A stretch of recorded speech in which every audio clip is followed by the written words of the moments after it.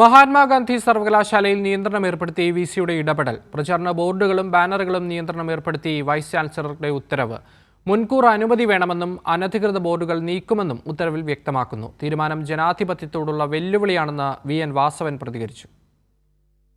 Vice ചാൻസലറായി അധികാരമേറ്റെടുത്ത ശേഷം professor D. Mavood സർവകലാശാലയിൽ കൂടുതൽ പിടിമുറുക്കുകയാണ്. അനുമതിയില്ലാതെ യൂണിവേഴ്സിറ്റിയിൽ ബോർഡുകളും ബാനറുകളും സ്ഥാപിക്കാൻ പാടില്ലെന്നാണ് വിസിയുടെ പുതിയ ഉത്തരവ്.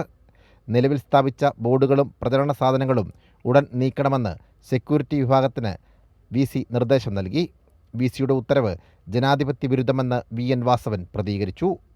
മഹാത്മാഗാന്ധി സർവകലാശാലയിൽ VC-ആയി നിയമിച്ച സംഘപരിവാറിൻ്റെ ഉന്നതപ്പെട്ട ഒരു ഉദ്യോഗസ്ഥനെ, അത് മുമ്പെല്ലാം പ്രഗത്ഭരും പ്രശസ്തരും പ്രതിഭാശാലികളുമായ വിദ്യാഭ്യാസ വിചക്ഷണന്മാരായിരുന്നു MG യൂണിവേഴ്സിറ്റിയുടെ വൈസ് ചാൻസലർമാരായി വന്നിട്ടുള്ളത്. ആ സ്ഥാനത്താണ് ഒരു അധ്യാപക സംഘടന നേതാവെന്ന രൂപത്തിൽ മാത്രം സംഘപരിവാറിൻ്റെ ഉന്നതനായ പ്രവർത്തകനെ VC-ആക്കി നിയോഗിച്ചത്.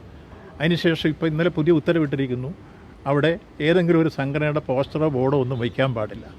അതൊരു ജനാധിപത്യപരമായ ഉള്ളടക്കത്തിന്മേലുള്ള വെല്ലുവിളിയല്ലേ?